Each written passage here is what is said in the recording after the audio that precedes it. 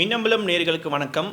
நான் விஷால் பொலிவர். கியூபாவினுடைய தலைநகரமான ஹவானாவில் கிட்டத்தட்ட 7,000க்கும் மேற்பட்ட கியூப மக்கள் மிகப்பெரிய ஒரு பேரணியை நடத்தியிருக்காங்க. குறிப்பாக அமெரிக்கா நாட்டுக்கு எதிராக. அந்த பேரணியில் 7,000க்கும் மேற்பட்ட பொதுமக்கள் மட்டும் இல்லாமல் கியூபாவினுடைய முக்கியமான அரசியல் தலைவர்களும் அந்த பேரணியில் கலந்துருக்காங்க.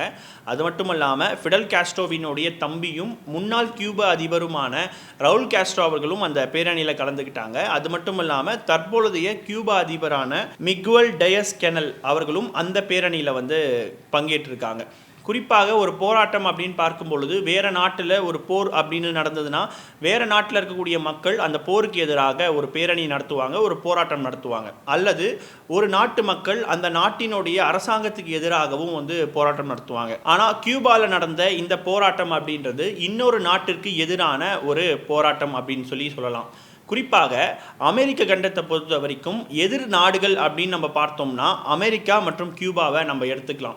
இந்த இரு நாடுகளுக்கும் இடையிலான இந்த முரண்பாடு அப்படின்றது பார்த்திங்கன்னா வெறும் 2 நாடுகளுக்கு இடையிலான போட்டி மட்டும் கிடையாது. குறிப்பாக சொல்ல போனோம்னா அமெரிக்காவுக்கும் ரஷ்யாவுக்கும் இடையிலே நடக்கக்கூடிய அந்த போட்டி அப்படின்றது பார்த்திங்கன்னா யார் பெரிய நாடு அப்படின்றதில் காட்டிக்கொள்வது தான் அவங்க 2 பேருக்கும் இடையிலான அந்த ஒரு போட்டியாக இருக்கும். இதே தான் அமெரிக்காவுக்கும் சீனாவுக்கும். ஏன்னா இந்த 2 நாடுகளுக்கும் இடையிலான இந்த போட்டி அப்படின்றது 2 நாடுகளுமே ஏகாதிபத்தியத்தை ஏற்றுக்கொண்ட நாடாக தான் இருக்குது. அதை தாண்டி 2 நாடுகளுமே நாடு பிடிக்கக்கூடிய ஒரு கொள்கையில் இருக்கக்கூடிய நாடு. அதை தாண்டி 2 நாடுகளுமே நான் ஒரு சூப்பர் பவராக மாறணும் அப்படின்னு இருக்கக்கூடிய ஒரு நாடுகள் தான்.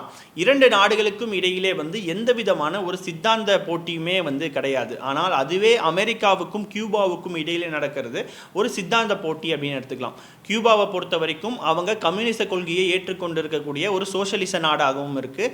அதே அமெரிக்கா முதலாளித்துவத்தை ஏற்றுக்கொண்ட திறந்தவெளி சந்தையை ஏற்றுக்கொள்கிற ஒரு நாடாகவும் இருக்குது. அப்படி இருக்கையில் இந்த 2 நாடுகளுக்கும் இடையிலான இந்த போட்டி அப்படின்றது வெறும் இப்போ நடக்கக்கூடிய விஷயம் இல்லை, இது கடந்த 60 ஆண்டுகளாக நடக்கக்கூடிய விஷயம். கியூப மக்கள் அமெரிக்காவுக்கு எதிராக போராடுறது எதனால, அமெரிக்காவினால கியூபா இது வரைக்கும் என்ன விதமான பாதிப்புகள் ஏற்பட்டிருக்கு, இந்த காணொலியில் நம்ம தெளிவாக பார்க்க போகிறோம்.